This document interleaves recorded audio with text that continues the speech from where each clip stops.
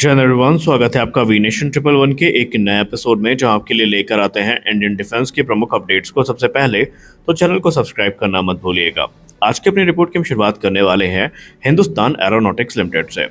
Hindustan aeronautics limited ने एक बार फिर से भारत का जो मॉडर्नाइजेशन प्रोग्राम है, जिसके अंतर्गत भारतीय वायुसेना की ताकत को बढ़ाया जाना है, उसमें एक सिग्निफिकेंट माइलस्टोन को हिट किया है।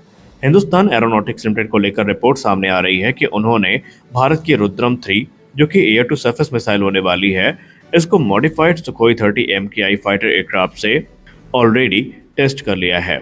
रिपोर्ट्स इंगित करती हैं कि Rudram 3 air to surface missile का जो रिलीज ट्रायल है, यह फाइनेंशियल ईयर 2024-25 में ही पूरा किया जा चुका है या इसकी शुरुआत हो चुकी है, और यह डेवलपमेंट खुद हिंदुस्तान एरोनॉटिक्स लिमिटेड के तरफ से अनाउंस किया गया है। और ये एक बड़ा कदम है हिंदुस्तान एरोनॉटिक्स लिमिटेड का भारतीय वायुसेना की प्रिसीजन स्ट्राइक कैपेबिलिटी को बढ़ाने में, क्योंकि आप सबको पता है कि रुद्रम सीरीज की मिसाइल हमारे लिए कितनी महत्वपूर्ण है। रुद्रम 3 की बात करें खासकर, तो ये एक advance air to surface missile होने वाली है, जिसको defence research and development organisation के तरफ से भारत के इंडस्ट्री पार्टनर के साथ मिलकर कोलैबोरेशन में विकसित किया गया है। इसको इस प्रकार से डिजाइन किया गया है कि ये एनिमी के एयर डिफेंस रेडार या उनके रेडार इंस्टॉलेशन या फिर उनके हाई वैल्यू जो ग्राउंड टारगेट्स हैं, उनको न्यूट्रलाइज कर सकती है। रुद्रम 3 रुद्रम परिवार का ही एक हिस्सा है, जो कि suppression of enemy air defence, destruction of enemy air defences mission को एग्जीक्यूट कर सकती है। ये मिसाइल रुद्रम 2 से डेरिवेट की गई है, एक्सटेंडेड रेंज के साथ, एक्यूरेसी के साथ और लिथैलिटी के साथ। ये एक हाइपरसोनिक मिसाइल होने वाली है जो भारत में विकसित करी गई है। अब इसके लिए जो सुखोई 30 MKI यूज किया गया है, वो भी कोई नॉर्मल एयरक्राफ्ट नहीं है, बल्कि वो एक विशेष तौर पर मॉडिफाई किया गया सुखोई 30 MKI है, जिसकी सहायता से फाइनेंशियल ईयर में 2024-25 में ये टेस्ट पूरे किए गए हैं। अब अगर हम मॉडिफिकेशन की बात करें, तो सुखोई 30 MKI को इस टेस्ट के लिए तैयार करने को लेकर जो हिंदुस्तान एरोनॉटिक्स लिमिटेड है, इन्होंने फायर कंट्रोल सिस्टम में अपग्रेड्स किए हैं, डेटा लिंक्स को अपग्रेड किया है, स्ट्रक्चरल रीइंफोर्समेंट करी है ताकि ये मिसाइल के वेट और लॉन्च डायनेमिक्स को एकोमोडेट कर सकें। और ये जो एनहेंसमेंट है, ये इंश्योर करती हैं कि रुद्रम 3 को सुखोई 30 MKI से इजीली पिकअप किया जा सकता है या कैरी किया जा सकता है और डिप्लॉय किया जा सकता है। साथ ही साथ सुखोई 30 MKI इस समय भारतीय वायुसेना का भीष्म पितामह बन चुका है, जो कि हर प्रकार के रोल को पूरा करने में सक्षम है, और जब तक ये है, भारत पर कोई आंच नहीं आ सकती। ये चीज़ सुखोई 30 MKI ने कहीं ना कहीं साबित भी किया है, क्योंकि ये इकलौता ऐसा एयरक्राफ्ट है भारतीय वायुसेना के पास, इससे आप रिकॉनेसेंस मिशन एग्जीक्यूट करवा लीजिए, इससे आप एयर सिक्योरिटी मिशन एग्जीक्यूट करवा लीजिए, या फिर इससे आप ग्राउंड स्ट्राइक मिशन एग्जीक्यूट करवा लीजिए। हर रोल में ये अपने आसपास जितने भी एयरक्राफ्ट हैं भारतीय वायुसेना के, सबको कड़ी टक्कर देता है और उनसे आगे भी निकल जाता है। और हिंदुस्तान एरोनॉटिक्स लिमिटेड ने यह कह दिया है कि रुद्रम 3 के ट्रायल की शुरुआत ऑलरेडी 2024 में ही हो गई है, और अब यहाँ पर अप्रैल 2024 से मार्च 2025 के बीच में ये जो रिपोर्ट्स हैं, ये काफ़ी इंटरेस्टिंग आई हैं सामने। इन ट्रायल में जो लॉन्चेस हैं वो वैलिडेट किए गए हैं। ये देखा गया है कि एयरक्राफ्ट लॉन्च होते समय इसकी कैरेक्टरिस्टिक कैसे होती है। इसमें सेपरेशन डायनेमिक्स टेस्ट किए गए हैं और फ्लाइट परफॉर्मेंस को देखा गया है। अब यहाँ पर कुछ क्रिटिकल पैरामीटर हैं जो टेस्ट में पूरे किए गए हैं। पहला था सेफ सेपरेशन। इसमें इंश्योर किया गया कि मिसाइल जब डिटैच होती है एयरक्राफ्ट से, तो इसका क्या इफेक्ट पड़ता है स्टेबिलिटी और सेफ्टी में। दूसरा था गाइडेंस एंड कंट्रोल। यहाँ पर यह वेरीफाई किया गया कि मिसाइल की जो एबिलिटी है टारगेट को एक्वायर करने की और ट्रैक करने की पोस्ट लॉन्च, वो कितनी अच्छी है, तो ये भी यहाँ पर सक्सेसफुली पूरा हुआ था।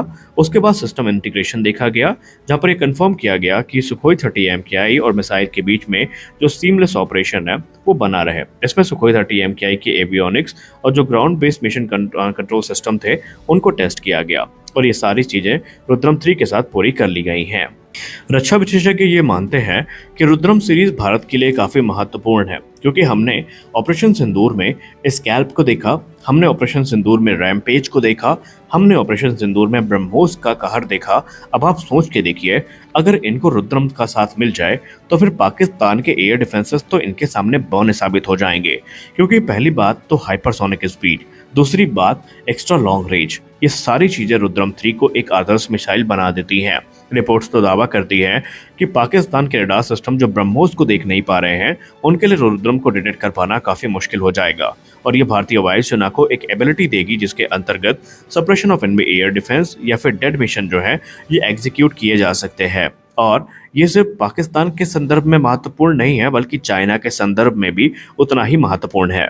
हमने कल की वीडियो में आपसे कहा था कि भारत को अब तेजस मार्क 2 के इंजन को लेकर जो विचार है वो कर लेना चाहिए, और आज यही चीज़ भारत के डिफेंस एक्सपर्ट्स की तरफ से इंगित करी गई। जब से डोनाल्ड ट्रंप ने भारत पर 25% टैरिफ लगाने की बात करी है, उसके बाद से अब भारत के डिफेंस गलियारे में भारत के तमाम दिग्गज डिफेंस एनालिस्ट ये मानते हैं कि अमेरिका पर हमारी ओवर डिपेंडेंसी हमें खुद काफ़ी ज़्यादा कमज़ोर कर रही है। उन्होंने कहा कि अमेरिका के साथ पहले भी हमें इस चीज़ का डर था कि अगर कभी इनके साथ संबंध खराब हुए तो अमेरिका अपने हितों की पूर्ति के लिए किसी भी हद तक जाएगा और भारत पर दबाव बनाने का यथासंभव प्रयास करेगा। डिफेंस एक्सपर्ट्स को इस बात का डर है कि कहीं जेट इंजन को लेकर यही अड़चन भारत को फेस न करनी पड़े। इसके लिए भारत के डिफेंस एनालिस्ट स्पष्ट शब्दों में ये कह रहे हैं कि हमें मल्टीपल ऑप्शंस देखने होंगे। हम एक ऑप्शन पर पूरी तरीके से अगर आश्रित हुए तो इस बात का होना तय है कि आज नहीं तो कल हमारी जो एयरक्राफ्ट फ्लीट है इनको स्ट्रगल करना पड़ेगा। सबसे महत्वपूर्ण बात यहाँ पर ये होने वाली है कि अगर हम बात करें जेट इंजन की, तो हमारे पास अवेलेबल ऑप्शंस कितने हैं। देखिए, हमारे पास 3 अवेलेबल ऑप्शन हैं इस समय जो तेजस मार्क 2 में एक महत्वपूर्ण भूमिका निभा सकते हैं।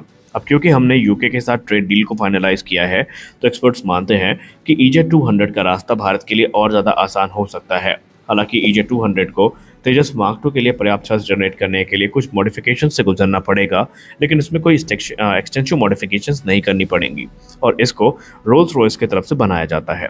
रोल्स रॉयस वही कंपनी है जो ऑलरेडी AMCA प्रोग्राम में कम्पीट कर रही है, और इसने भारत को एडवांस इंजन टेक्नोलॉजी ऑफर करने का वादा किया है। दूसरा ऑप्शन हमारे पास जो उपलब्ध है वो है सैफरान का।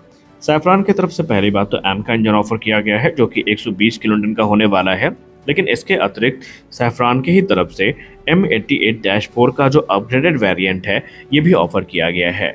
सैफरान इंजन्स का कहना है कि भारत की रिक्वायरमेंट को देखते हुए उसमें कुछ विशेष मॉडिफिकेशन करके उसके थ्रस्ट लेवल को 105 किलोन्यूटन तक बढ़ाया जा सकता है, और अगर इस थ्रस्ट लेवल को अचीव कर लिया जाता है तो फिर ये तेजस मार्क 2 की रिक्वायरमेंट को पूरा करने में सक्षम होगा।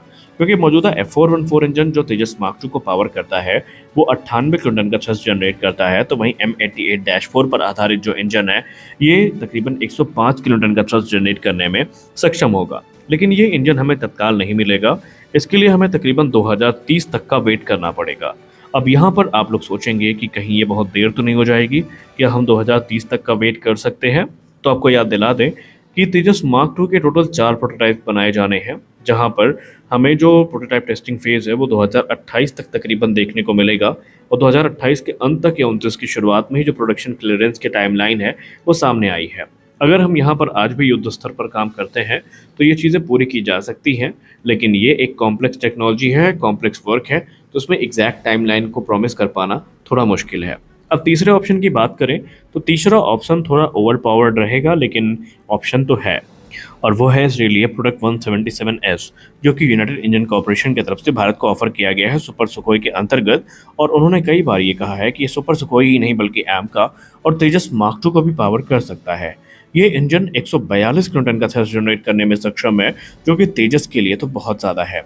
ऐसा माना जाता है कि अगर ये इंजन तेजस में इंटीग्रेट किया गया तो न सिर्फ तेजस की रेंज बढ़ जाएगी, तेजस की जो कैपेबिलिटी है वो इंक्रीज़ हो जाएगी, बल्कि तेजस में और जो सुधार हैं उनकी संभावनाएं बढ़ जाएंगी। तो ये ऑप्शन भारत के सामने है। अगर भारत को ऐसा लगता है कि अमेरिका से थ्रेट हो सकती है प्रोग्राम को लेकर के, तो भारत इन इंजन्स को एक्सप्लोर कर सकता है, ऐसा रक्षा विशेषज्ञों का मानना है। आप इस पर कितना सहमत हैं? क्या आपको भी लगता है अब ये काम हो जाना चाहिए, भारत को अल्टरनेट ऑप्शन ढूंढ लेने चाहिए? तो आप अपनी राय कमेंट सेक्शन में ज़रूर दें। आज के इस वीडियो में बस इतना ही, मिलते हैं अगले वीडियो में, तब तक के लिए जय हिंद।